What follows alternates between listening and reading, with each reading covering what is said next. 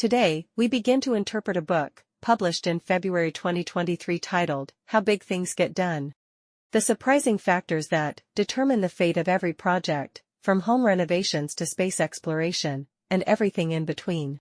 The main author of this book is the Danish economist and Oxford University professor, Bent Flyvbjerg, with journalist Gardner as the co-author, known for his books Future Babble and Superforecasting. The book explores how to tackle large-scale projects, such as mega-constructions, blockbuster films, heavyweight new products, and major events like hosting the Olympics. Whether you've led such significant endeavors or not, the book offers valuable insights. It goes beyond the technical details used by project managers. It delves into the philosophy of getting things done. Let's imagine a scenario. There's a business of buying old, rundown houses, rebuilding and upgrading them, and then selling them. You hear it's a lucrative business, and decide to invest in a house, in the English countryside. After consulting, engineers estimate the entire renovation to cost $260,000, and you, excitedly, buy the property. However, 18 months later, the project is far from completion, and you've already spent over $1.3 million in construction costs. Even if this book provides only one lesson, it's on how to avoid such situations. I recall TV news from my childhood often reporting on key national projects in certain countries, emphasizing how they finished ahead of schedule due to extraordinary effort. My impression then was that if a project couldn't finish ahead of schedule, it wasn't worth mentioning. I even speculated that these projects deliberately extended their timelines during planning to ensure they could finish early. My impression was entirely wrong, a classic availability bias. What are common situations for large projects? In 2008, California announced a high-speed rail project, promising a travel time of just 2.5 hours from San Francisco to Los Angeles, with a ticket price of only $86. The total budget for the project was $33 billion, projected to be completed by 2020. Now, in 2023, not only is the high-speed rail incomplete, but it's also on hold. In 2019 alone, the project had far exceeded its budget. Just a small segment, 171 miles long, cost $23 billion. The estimated total cost is now expected to exceed $100 billion. Don't rush to say, Americans can't do it. In fact, this is the norm for large projects. Flyvbjerg previously led major projects in Denmark, and was quite successful. Troubled by the many projects that failed to materialize, he established a large-scale transportation engineering project database. He found that, between 1910 and 1988, the initial budgets of various engineering projects worldwide were on average 28% lower than the final costs, and 9 out of 10 projects ended up exceeding their budgets. When he published these findings, McKinsey consulting firm contacted him, proposing a joint study on cost overruns in IT projects. Thinking IT projects might be more cost-effective, he was surprised to find the overrun situation even worse.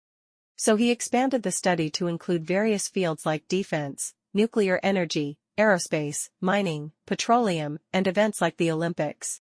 The database covered over 16,000 projects in 136 countries, across more than 20 fields, with the statistical results being only 47.9% of projects reached the budget target, only 8.5% of projects achieved the expected goals, in terms of budget and completion time, and only 0.5% of projects met the targets for cost, time, and benefits.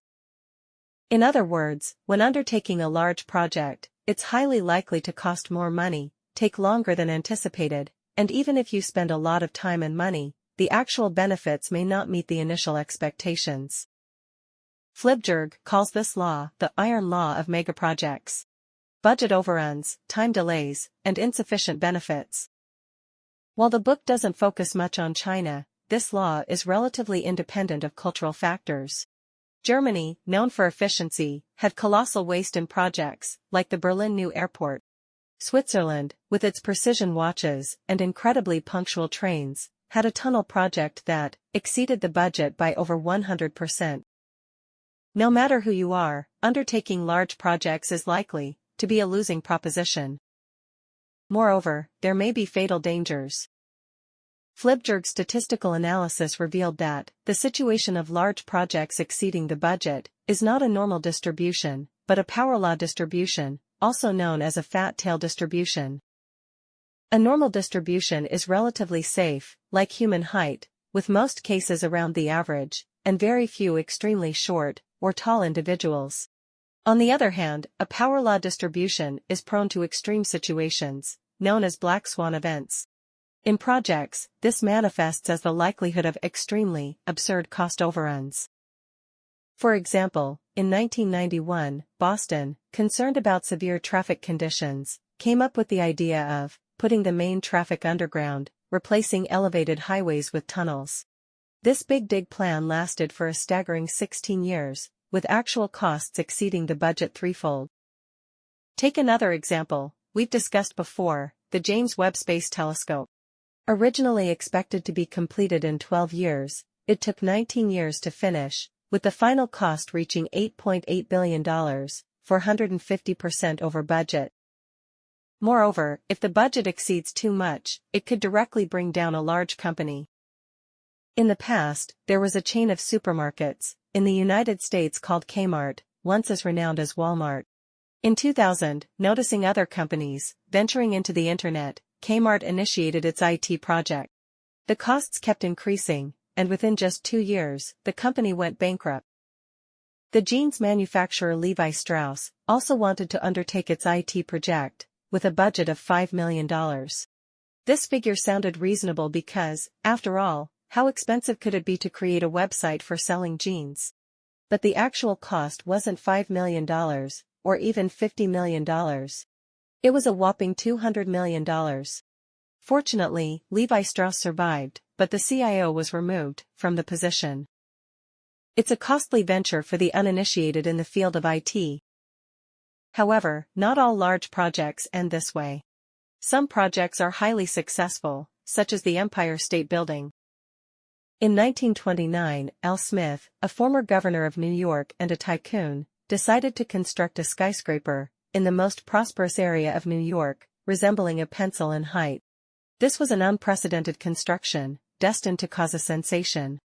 Smith envisioned the building opening on May 1, 1931, which meant completing the entire project from the first sketch in just 18 months. True to its promise, the Empire State Building opened on May 1, 1931, and even finished a few weeks ahead of schedule. As the tallest building in the world at the time, President Hoover presided over the opening ceremony, and the Empire State Building immediately became a landmark. In 1933, the movie King Kong was released, featuring a scene on top of the Empire State Building. It quickly became a global star, and sparked a trend of countries competing to build skyscrapers, a century-long achievement. Not only did the Empire State Building finish ahead of schedule, but it also saved money. The estimated cost was $50 million, but the actual spending was only $41 million.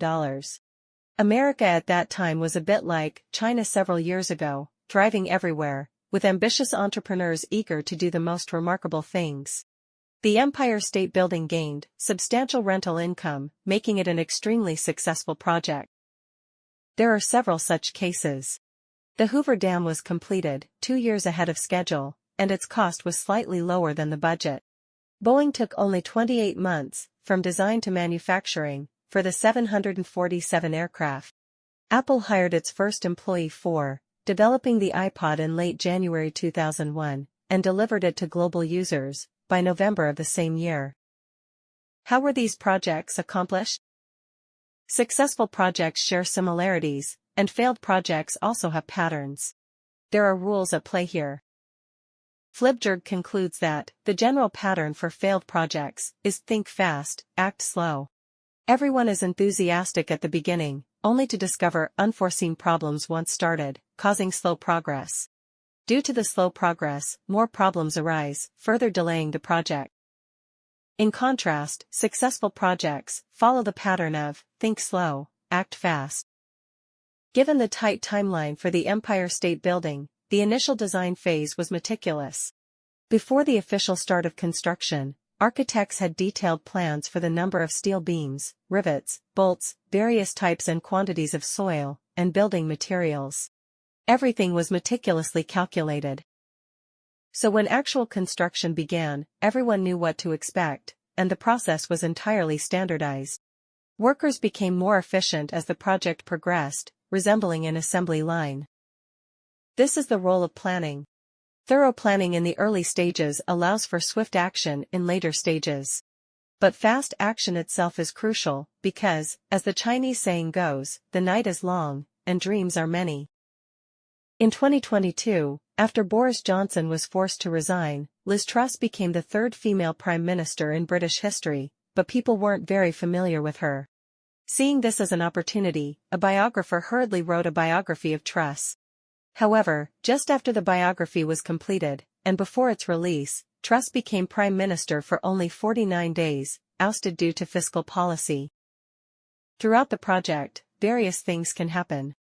Unexpected accidents may occur, local policies may change, the political environment may shift, or economic conditions may no longer permit.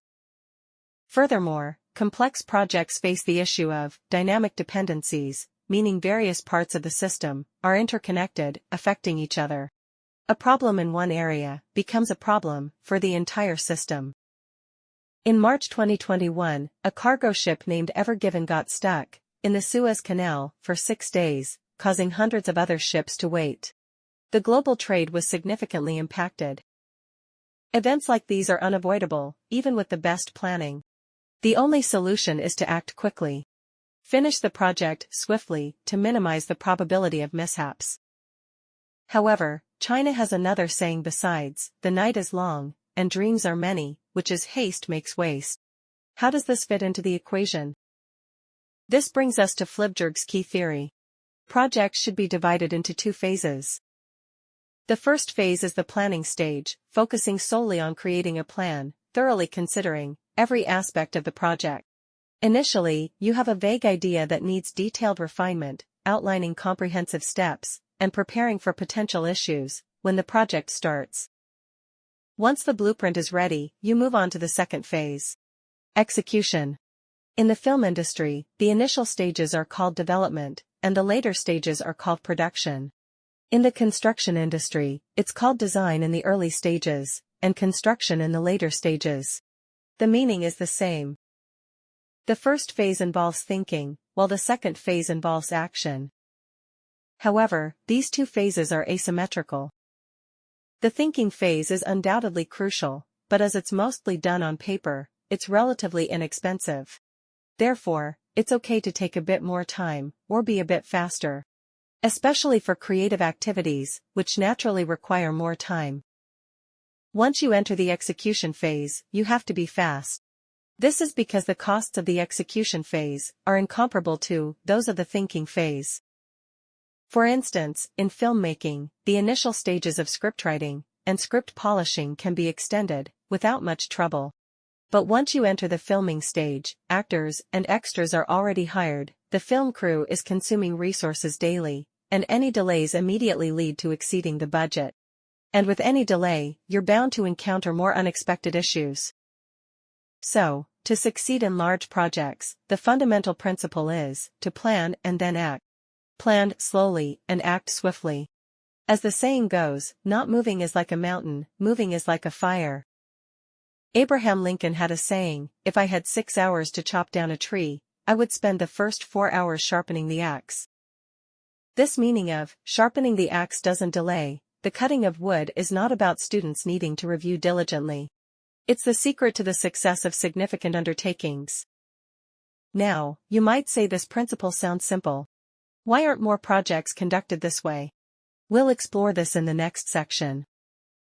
If you feel there is value in this, please like, subscribe to this channel, and leave your thoughts or suggestions in the comments section. Let's grow together and read more good books.